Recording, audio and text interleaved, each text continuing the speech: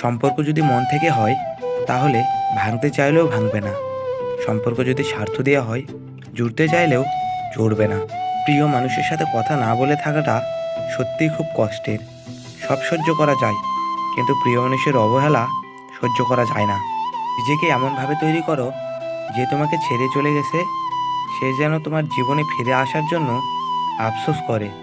অপরাধ না করেও যখন অপরাধী হয়ে যাবে তখন চুপ থাকাটাই সবথেকে ভালো।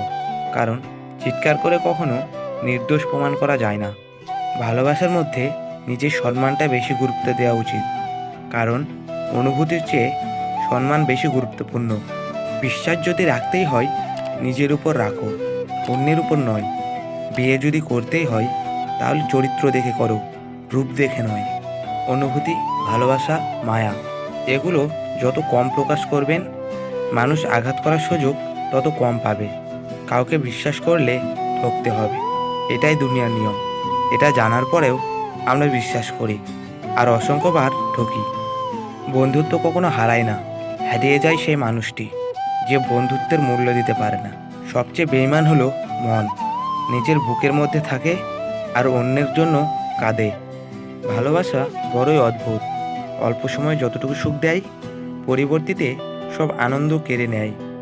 আকাশ দেখে বোঝা যায় দিন কেমন হবে, ফুল দেখে বোঝা যায় সুবাস কেমন হবে, মেঘ দেখে বোঝা যায় বৃষ্টি কেমন হবে, কিন্তু মানুষ দেখে বোঝা যায় না তার মনটা কেমন হবে। যদি কাউকে সত্যি ভালোবাসতে না পারো তাহলে কাউকে আই লাভ ইউ বলো না, কারণ এটা একটা তিনটে ওয়ার্ড না, এটা একটা জীবনের পাসওয়ার্ড। রাগ তার উপরেই করা উচিত যার উপর বিশ্বাস আছে যে সে রাগ ভাঙবে। যে তোমার অনুভূতি বোঝে না তার কাছে অভিযোগ করাটা বেকার। আমি তোমাকে ছাড়া বাঁচব না এই কথাটা শুধুমাত্র বাণীর ক্ষেত্রেই সত্য, আর বাকি সব ক্ষেত্রেই মিথ্যা।